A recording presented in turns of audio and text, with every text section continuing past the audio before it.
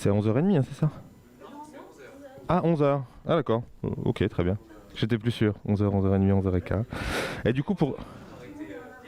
Ah oui. C'est- Et petite question pour en... Pour enregistrer, vous mettez sur Zoom là ou vous enregistrez par là-bas? Ah d'accord. Ok, très bien. Ok. Donc oui, normalement, moi j'ai pas de risque de contaminer qui que ce soit. Voilà, donc ça fonctionne.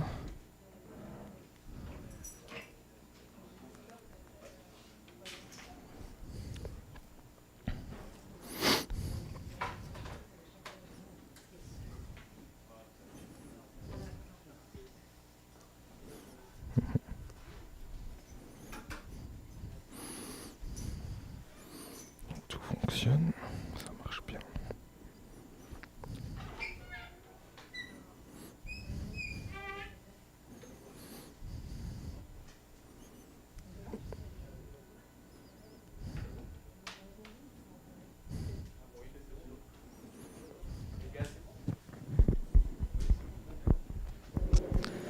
Ok, bonjour à tous. Alors aujourd'hui, on a le plaisir d'accueillir Johan Gaume, qui est professeur à l'EPFL en Suisse. Avant ça, il avait fait sa thèse à l'IRSTEA à Grenoble, et puis alors un postdoc à Davos, avant donc de rejoindre l'EPFL, où il a monté son équipe sur la modélisation des avalanches. Donc c'est à toi, Johan. Thank you very much, Anaïs. I will speak in English, otherwise I'm not sure if I remember well all the terms that I will use in French, and I think it might be easier for me in English. So I will show you some recent advances in the understanding of initiation and propagation of snow avalanches, and more recently cascading mass movements.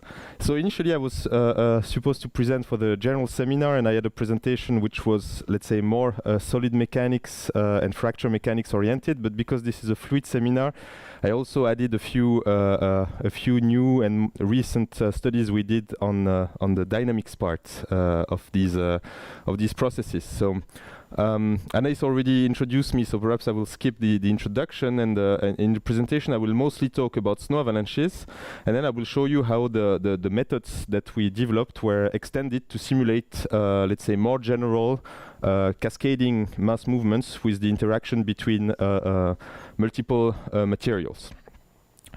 So yeah, I will skip this introduction and go directly to snow avalanches, and so we'll have still the main part about avalanche release, so trying to understand how such a slab avalanche can release, and it's as you will see, a fracture mechanical process. And let us go first with a few words of context. So an avalanche is a fast gravitational flow of a snow mass, and it's a very important hazard in mountainous regions like the Alps, and it's thus very important to better understand avalanches, which generally result from the failure of a weak layer which is buried below a cohesive snow slab. So when we see this fracture here, actually this is not the first fracture that occurred. The initial fracture is in shear in a weak layer which is buried, which we don't see. Socio-economical aspects are really important, because each year avalanches cause more than 150 fatalities in Europe, 25 in Switzerland, around 30 in France, and about 20 million francs of damages, with also particularly catastrophic years like the year 1999, with more than 1 billion francs of damages, and also these events have a very strong mediatic impact. And so in this context, it's very important to improve our understanding of avalanches and also be able to simulate them in order to improve not only the short-term avalanche forecasting for ski resorts and mountain practitioners, but also to improve the long-term hazard management by refining hazard maps in order to prevent property damage and the obstruction of roads and rail networks. And all of this is all the more important in a climate change context, because we also expect changes in avalanche activity. Now let us look in more details at avalanche processes. We will see that it's clearly a multi-scale phenomenon, because if we look at the stability of slopes larger than dozens or even hundreds of meters, we will see that it's controlled by failure mechanisms occurring at the microscopic scale and localized in a very thin and highly porous weak snowpack layer. And it's really the damage at the microscopic scale that can lead to the formation of a crack in this weak layer. And this crack may propagate across the slope, eventually leading to the release and flow of the avalanche. And so, as I mentioned before, in an avalanche, as we can see from here, we have many processes. I mean, we have solid mechanics, we have fracture mechanics, and we also have fluid dynamics. And so far, it's mostly scientists with different backgrounds who worked independently at one scale, looking at one process at a time. But there was no a real attempt so far to bridge across these different scales. And that's due to two important reasons. First of all, there is no unified numerical framework to do that. So here is a list of the different numerical methods that have been used to simulate these different processes. And so there was no unified numerical framework to go through all these scales. And the second important aspect is related to the mechanical behavior of snow, which is extremely complex, as we will see here. Especially these weak snow layers that have a peculiar structure, as we will see. They have a very interesting mechanical behavior that is illustrated here in this video. So this is a snow fracture experiment, which is called the propagation saw test. So in this test, we isolate a column of snow like this, and we initiate a crack using a snow saw in the weak layer, which we actually already see before the propagation. And we see that after a certain critical crack length, the crack propagates in a self-sustained manner. And actually, we see that we have a lot of compaction. Basically, the weak layer is collapsing, and the crack which propagates with such compaction is generally called an anti-crack. So by analogy with a mode 1 opening crack, but here with displacements of opposite sign, so basically with interpenetration. And it's a very fascinating process and very complex process in geophysics, and it explains actually why we can trigger avalanches even remotely from flat terrain. Even if you're on a flat slope, you can remotely trigger such a failure, which can propagate in a slope nearby, which is actually steep enough to release the avalanche. And so far, most of the approaches that have been developed to study this process were based on the discrete element method. So these were simplified simulations that I've done a few years ago, and it allowed us to gain new insights into the processes. But if we want to go to the large scale, this becomes computationally very expensive, and we need a continuum approach. But we don't have a constitutive model which is able to reproduce this anti-crack mechanism. And so now I will spoil a little bit the middle of the presentation, and I will show you that we managed to solve these two challenges, so the unified approach and the anti-crack constitutive model. And here we simulate a remote avalanche triggering. So somehow the most complex process we could simulate with respect to slab avalanche release. So we have a slope here which is actually stable. It would not release without our skier down there. But at some point we will release the skier, and the skier will initiate a failure in a weak layer which is buried. We don't see it from this point of view. And this failure will propagate upslope, a little bit like a house of cards, leading to the release and flow of the avalanche, which eventually buries our poor snowman. And so, as you can see from here, in fact, we will see better inside the system later, but we are able to simulate failure initiation, crack propagation, avalanche dynamics, and this at the slope scale and in a unified manner. So now what I need to do is to convince you that this is not just an animation for for Disney, but that it is also fully physically based. And this started as a collaboration for the anecdote with some engineers who made the snow look good at Disney for the movie Frozen. And we improved the models, made them physically based. And now I will try to convince you about this physical character in the next slides. And so what we need to make such a simulation is three main ingredients. We need a hybrid numerical method for this unified, let's say, solid fluid character. We need a good snow model for our snow slab. And we need a good weak layer model for this peculiar anti-crack collapse behavior. And let us start first with the numerical method. So we implemented a material point method, MPM, which is a hybrid Eulerian Lagrangian method.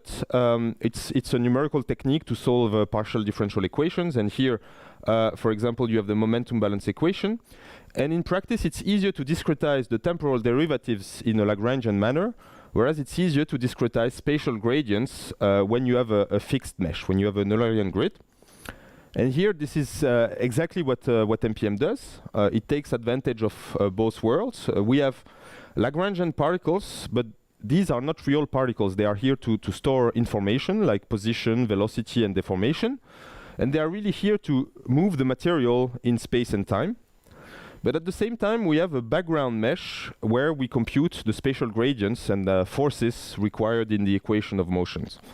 And of course, at each time step, we have a transfer between the grid and the particles, and between the particles and the grid, and then grid to particles. And it's really this hybrid character that makes MPM very well suited to simulate processes in which we have collisions, fractures, and changes in topology, like we have in snow avalanches, and also more general in gravitational mass movements. So that's the numerical method. Now we need a good snow mechanical model.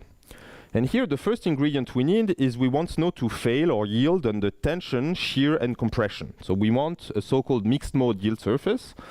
And this statement is supported by laboratory experiments performed in Davos. So loading experiments of snow sandwiches like this. DM numerical simulations as well. We performed some of these DM simulations for highly porous layers, and we were able to evaluate the yield surface which is closed, so we have failure in all loading directions. And more recently, we performed MPM simulations of the true microstructure of snow obtained using X-ray tomography, and this also allowed to confirm here this statement. Now we need a second ingredient. We need compaction hardening. And for this, we have stress strain curves from triaxial tests to illustrate this statement, but honestly, you don't need triaxial tests to be convinced about that.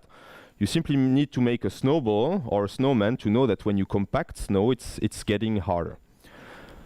And finally, the last point is fracture. So we need a softening mechanism to promote fracture, as shown here in this picture, and also illustrated here in this force displacement curve from a 3-point bending test of a snow slab. And so with these three ingredients, we decided not to reinvent everything. What we did is that we adapted critical state soil mechanics, and we shifted the classical modified ChemClay yield surface on the hydrostatic axis to include cohesion. And so this is our yield surface, or our failure envelope, in the space of the pressure, P, and Q, this is the Mises equivalent stress, so basically representing shear. And positive pressure means compression, negative pressure means tension, and the model has three parameters. P0 is the compressive strength, beta P0 is the tensile strength, and so this parameter beta really represents cohesion, and M is the slope of the critical state line, which represents a friction, basically. And then what we do for hardening, if we compact our material, we will reduce the volumetric plastic strain, and this will lead to an increase in this P0 value. So we will expand our yield surface, and so the snow becomes harder to break, basically. It becomes more resistant. If we stretch our material, if we stretch the material, we increase the volumetric plastic strain, which will lead in this time to a decrease in the P0 value. So the yield surface will shrink until the material becomes stress-free, which will allow separation and thus a fracture. So that's our snow model. And here I'm here to talk about avalanches, but let's forget for a second about avalanches and let's try to play a bit, because we have a numerical model and a snow model. And so we can already try qualitatively to see how that looks. Here we have a character jumping in powder snow. You see interesting piling up and fracture mechanism, and the only free character we could find had a gun. We did these simulations in the US, and for some reason we could only find a character with a gun. We can make strawberry ice cream with this model as well, but more importantly, we can simulate different snow types. This was powder snow, and if we increase cohesion, we can simulate wet snow. And if we decrease the friction, we can simulate slush snow. So slush is kind of a mix between water and snow. But of course, this is purely qualitative, and we will come to the quantitative evaluation in the next slides. So now, let us go back to these weak layers. And here, this is me in the field looking at a weak layer of depth hoar. And you can try as much as you can to make a snowball with such depth hoar, you will never manage. If you compress these layers, they just break apart, collapse, and then it basically behaves like sugar. And so this is quite a peculiar mechanical behavior that needs to be accounted for in a model of such a layer. And so for the ingredients, the first one is the same. So these layers, they are highly porous, they fail under any loading direction. But then we need a softening mechanism and this collapse also under compression. And finally, after the failure, we need a pure frictional behavior like sugar or like dry sand. And so here, we started from the same yield surface as before, but to model this softening behavior and the compression, this is where we had to put some thinking, because we were trying to simulate using a continuum framework, something which is highly porous. So this is a weak layer of snow highlighted using X-ray tomography. And based on numerical simulations of a snow microstructure, we could quantify the fact that actually the ice matrix is bending. It's mostly under tension. Even if you macroscopically compress this layer, the ice matrix is failing under tension and bending. And so this is really based on this important micromechanical information that we developed, the mathematical framework allowing us to simulate this anti-crack mechanism. And so I will skip all the mathematical details. We can discuss them later if you want. But we developed a softening model.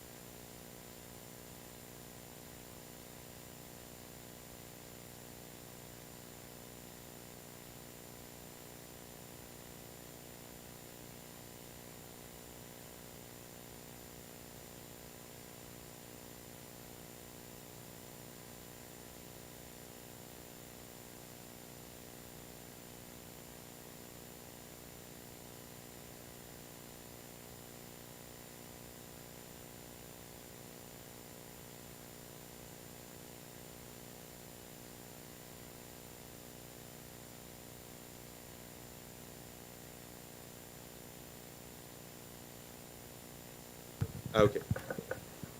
Hopefully I was speaking loud enough. So let me put this here.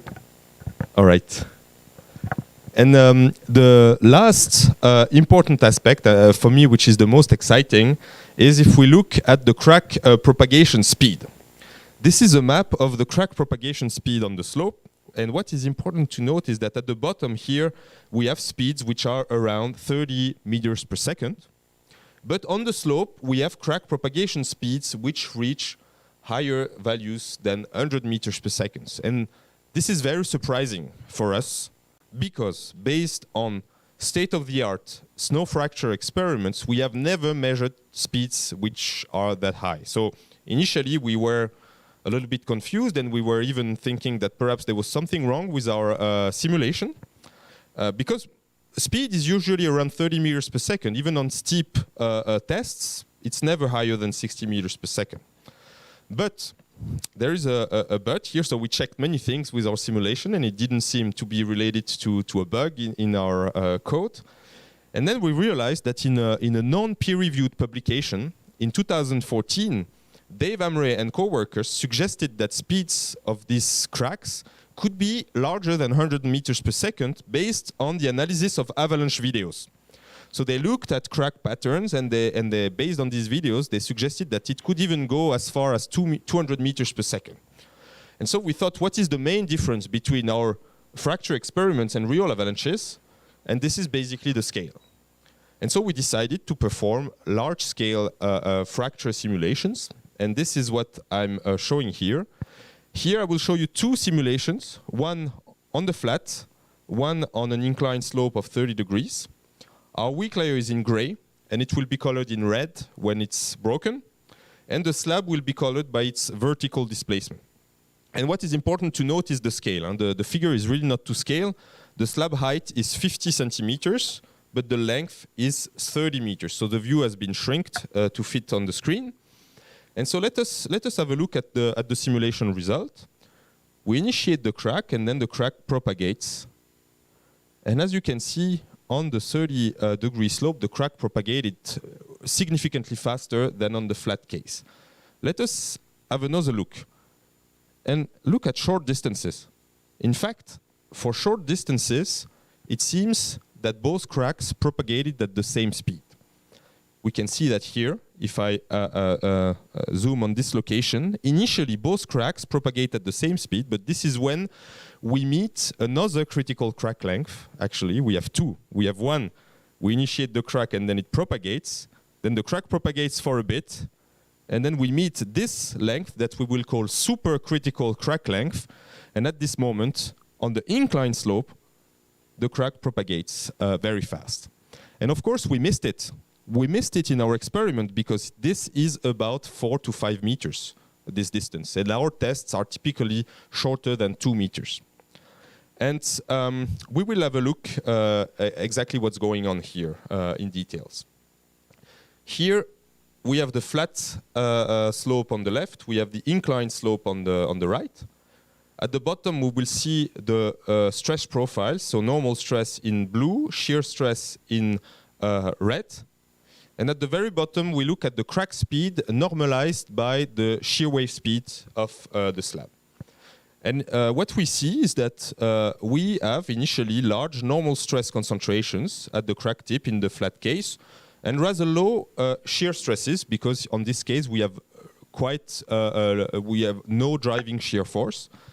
And on the incline one, we also have high normal stress concentrations, but also large shear stresses, because this is inclined. And initially, both cracks propagate with sub-Rayleigh speeds, so typically 0.4 times the shear wave speed of the slab. But now, if we look an instant later, we see that something happened to the slope case. The speed significantly increased, and now I want us to look step by step what happened. First, let us look at the flat case. If I go back and forth between these two times, what we can see is that the stress profile at the crack tip remain essentially the same, more or less. And thus the speed remains unchanged. But now if we look at the slope case, we see that the normal stress concentration has vanished.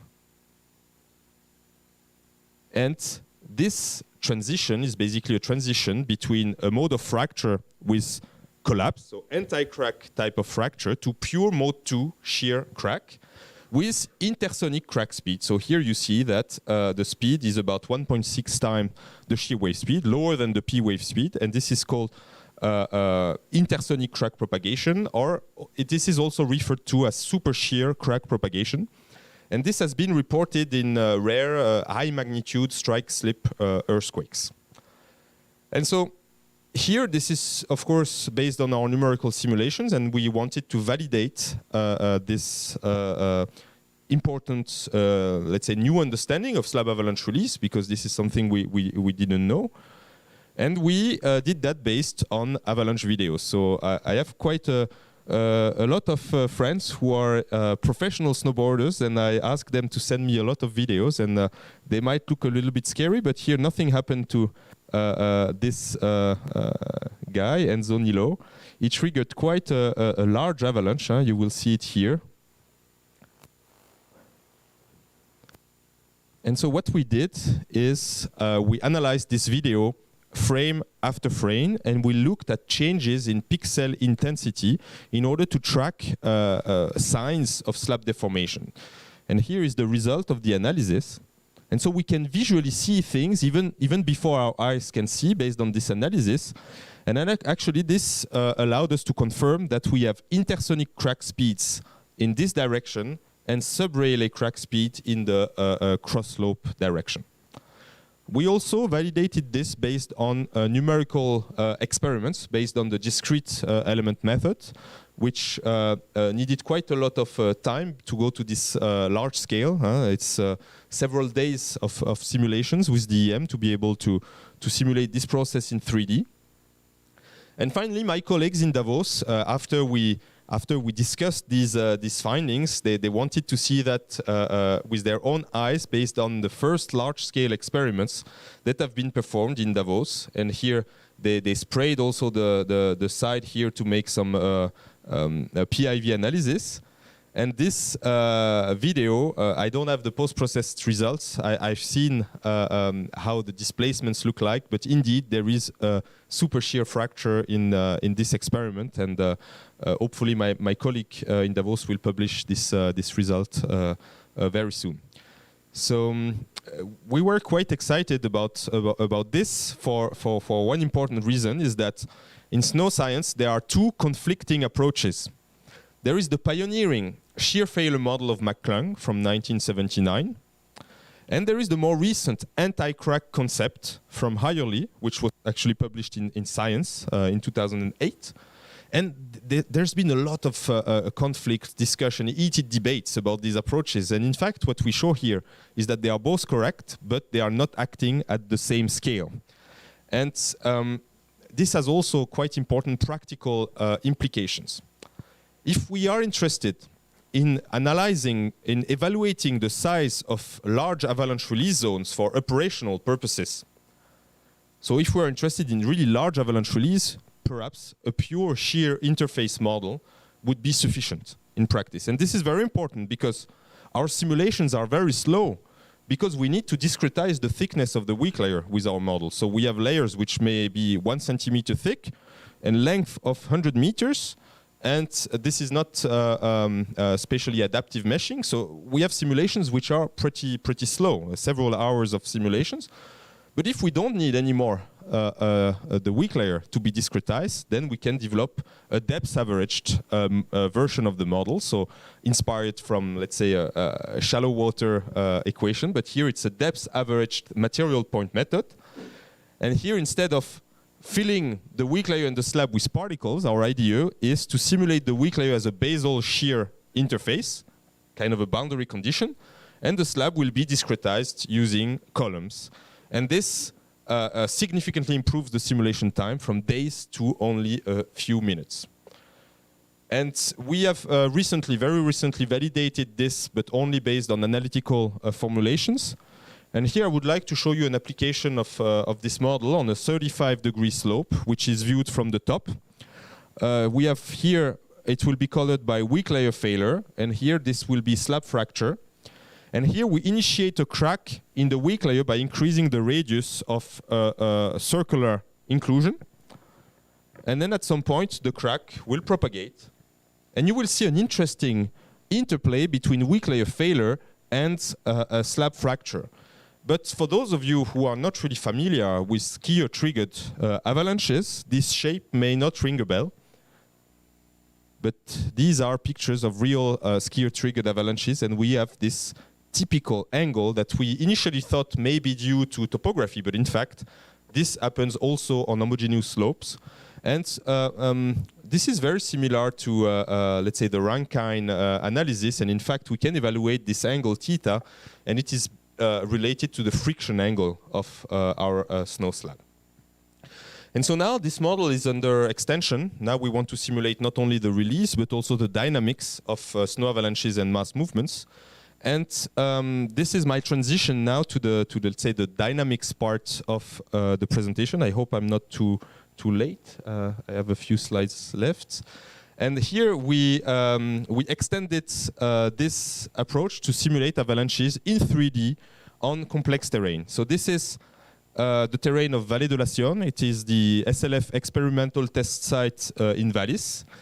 And here actually from this point of view, it's very hard to see the difference between our 3D model and a simulation based on shallow water equations.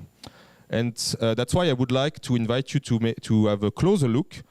Here we will see the avalanche velocity, and here it's just a rendered view of the avalanche. And what we see is that we see very interesting physical details like lifting off. You see particles which are not adherent to the ground. So basically, on cliffs or steep terrain, this is not a problem anymore. In depth average models, steep terrain is very problematic. But here, we can simulate these trajectories jumping from steep terrain. We simulate also the fragmentation of the slab and the fact that fragments will get more and more round and harder. And this is a process which is called snow granulation. And this is why in snow avalanche deposits, we often find very hard snowballs, as can be seen here, and also in this picture here of a real avalanche, and here of our simulation result. This is, of course, purely qualitative. And from a more quantitative point of view, we compared our simulation results to well-documented cases. And here we have a fair agreement with experimental data for the avalanche trajectory. So black line are experimental results.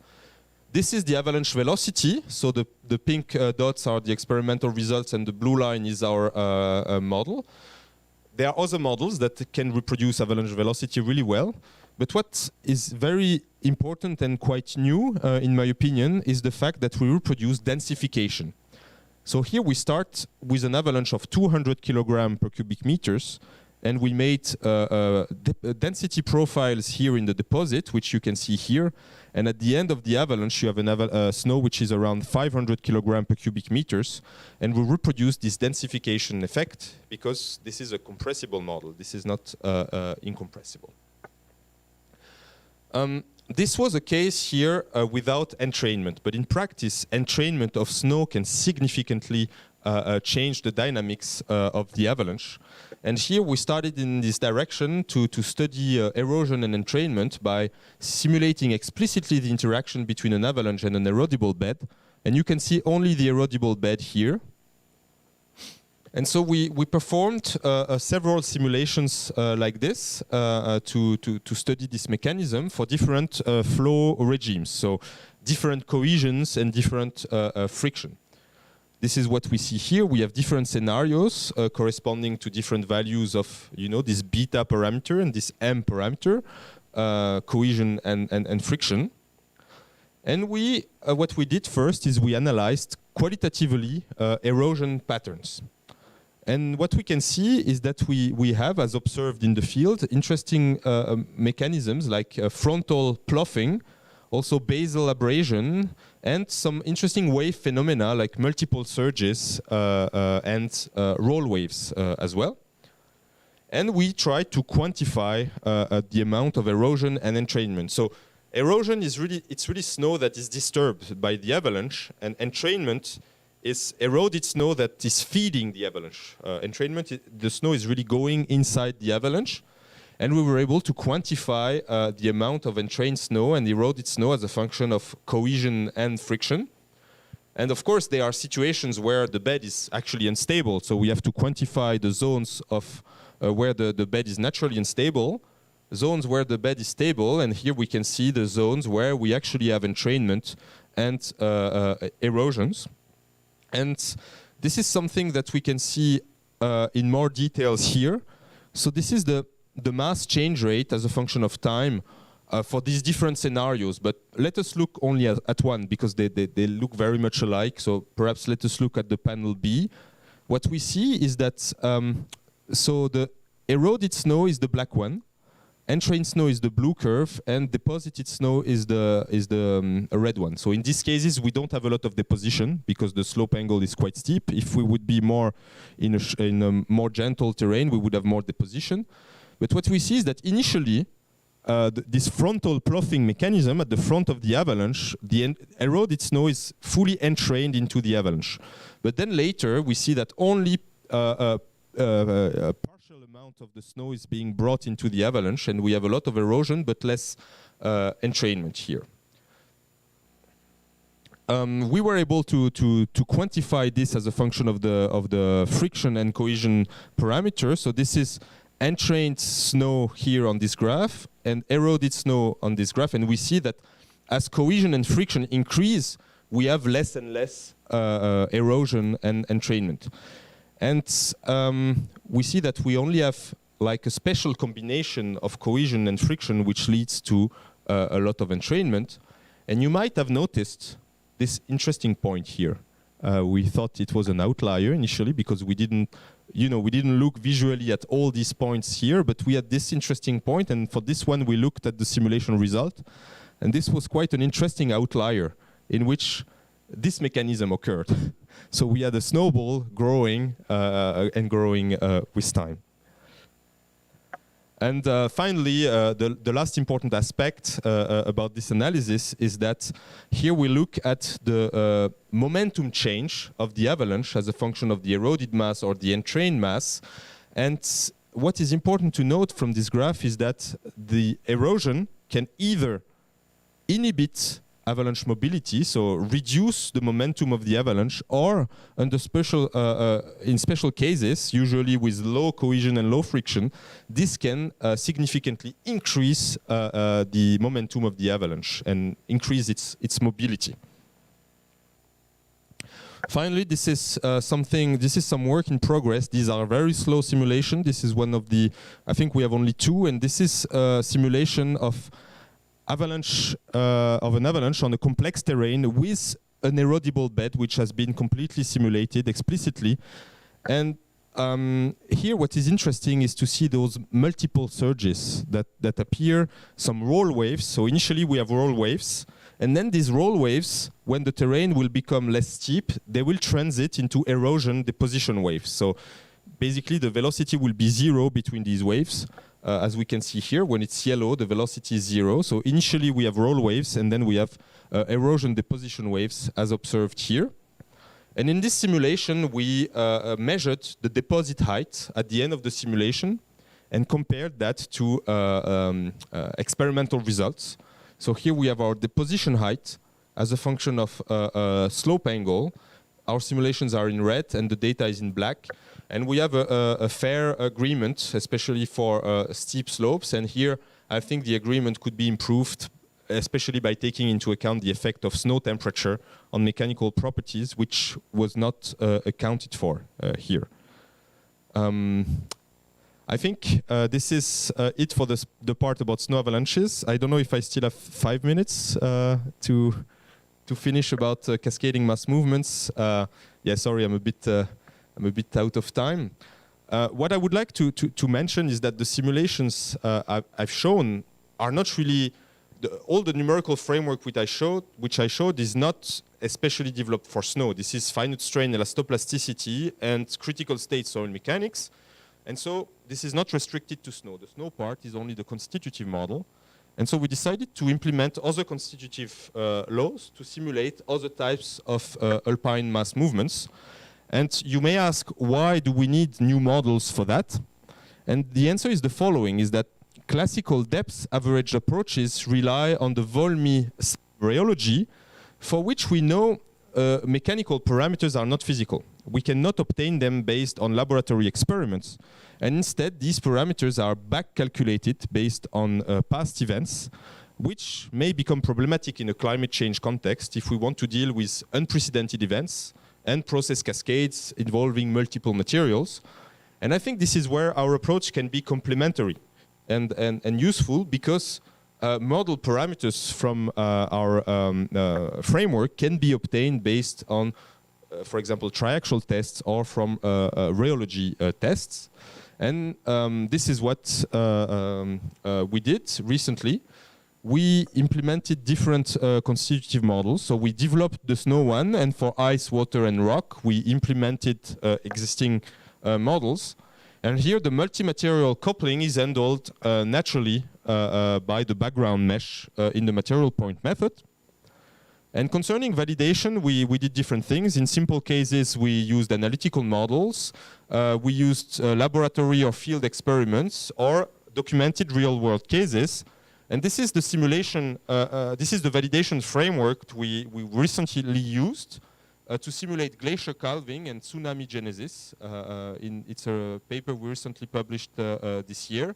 And so we used all these things, analytical models, laboratory tsunamis, and real-world cases to validate our approach.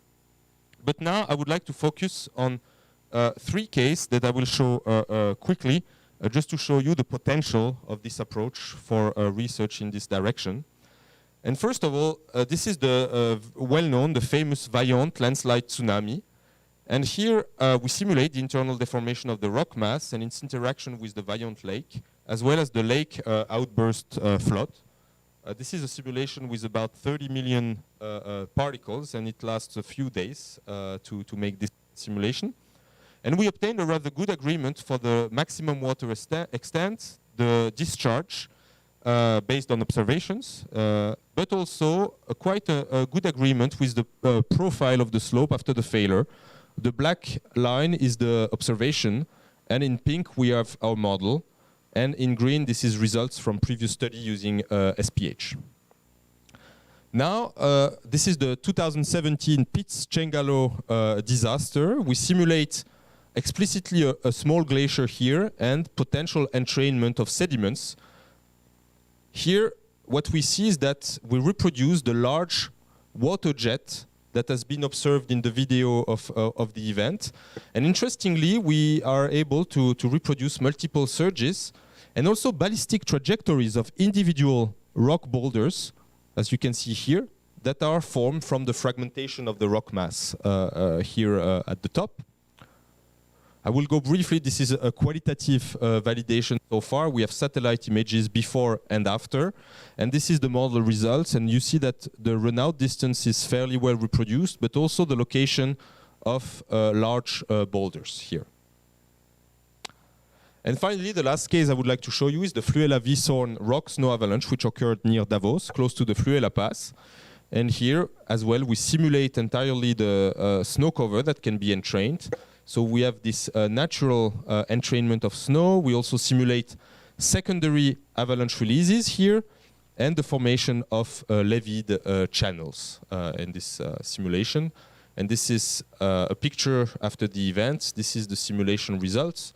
And more quantitatively, this is the rock deposit height from the simulation. And we see 2 main rock deposit islands here and here with rock height between 10 and 15 meters. And this is the observation. We reproduce fairly well the 2 islands of rock deposit, which have also a similar height. So now it's time for me to conclude. I was a little bit out of time. Sorry about that. We have developed physically based models to better understand the initiation and propagation of snow avalanches and more general gravitational mass movements, with the ultimate objective to improve or support operational hazard assessment. Of course, there are a lot of assumptions in the things that I showed you, and so of course we have a lot of limitation. Rate dependence is not included, so we'll need to include viscoplasticity in the models, include thermo-hydromechanical coupling, phase changes, and all these things. I will go quite quickly. I think we can use our simulations as numerical experiments to better understand release mechanisms and also entrainment deposition processes. And in the future, we will also investigate the impact on structures with this model and forest interaction. And I think it could be interesting with our approaches to study the effect of climate change on the intensity and likelihood of these dangerous events. And concerning transfer into practice, a probabilistic assessment to go towards a risk-based evaluation would be interesting. And finally, I think our simulations still take a lot of time and might not be useful for hazard mapping purposes directly because they take a lot of time, but I think we could use them as numerical experiment to support the improvement or development of depth-averaged approaches. And so with this, I would like to thank you for the attention, and sorry again for being a bit out of time. And I would like, thank you very much.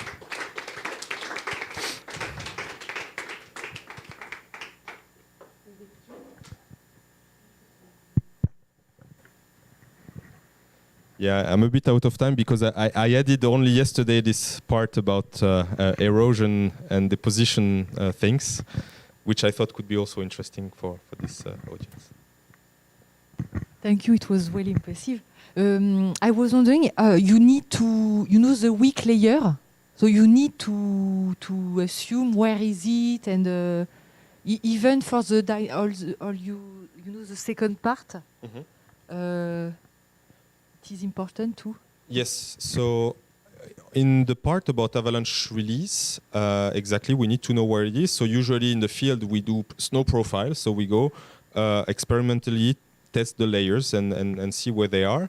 This is one way to know where the weak layer is, or otherwise we have snow cover models that simulate the evolution of the snow cover with time, which can help us to also decide where those weak layers are. But for all the part about avalanche dynamics, there was no weak layer in there. This would be very challenging to put a thin weak layer of 1 centimeter. We tried initially, but computationally the resolution it comes when you have to discretize 1 centimeter and you have a flow which goes over 1 kilometer. This starts to be the limits of what we can do. So we assume a failure plane, a frictional failure plane, and we just let the avalanche release from it.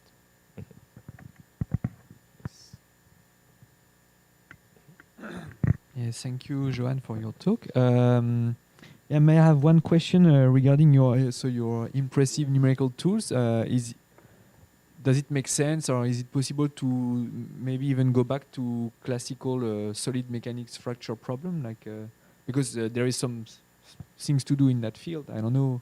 We know in the lab people are working on that propagation of fracture, or it makes no sense. What do you think? I think in special, especially for our particular purpose in which we have this anti-crack mechanism, classical approaches, they have hard times to deal with interpenetration of the mesh. So that's why we decided to go to this approach.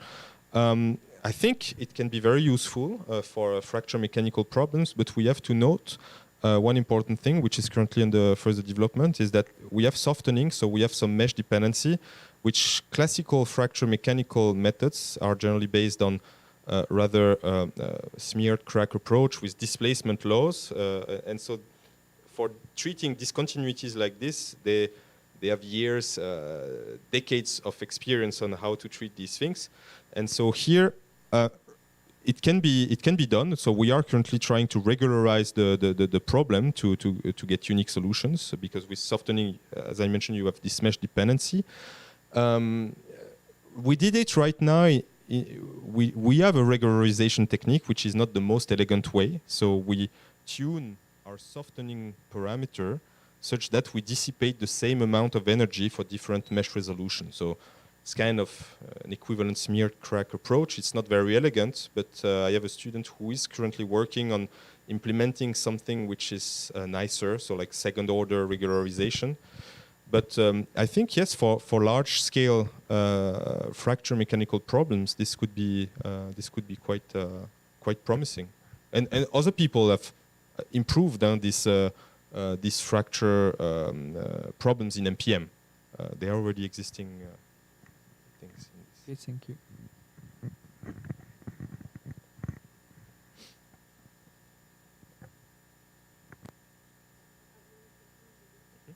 Okay.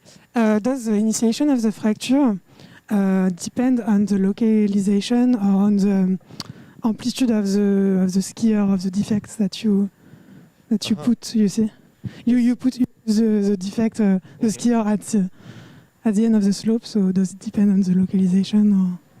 I think the release of the avalanche will not very much depend on where the skier is. I think the slope will be released where the slope angle is steeper than the friction angle locally.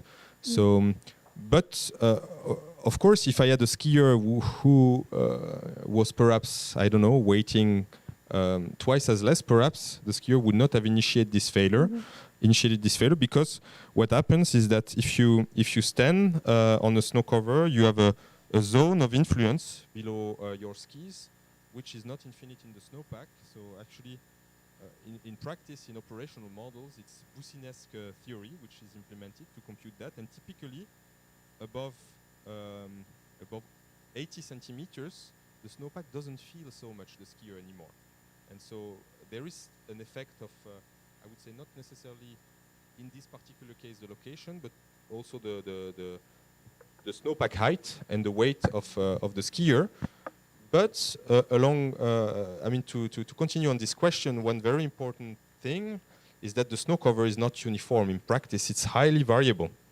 And actually, you may trigger this failure here, but where you are, you might not trigger it because you are in a place which is stronger. And we see that really in practice. You may see a slope, you go ski touring, you see a slope, there are 4 tracks, and you think, well, okay, that's fairly stable. And then there is another person going between 2 tracks, and this is where you hit the weak spot. So there is also a statistical aspect to it, and a lot of variability. In all what I've showed, this is all uniform mechanical properties in most of the simulations that I've showed. Other questions? Okay. So let's thank you again. Thank you.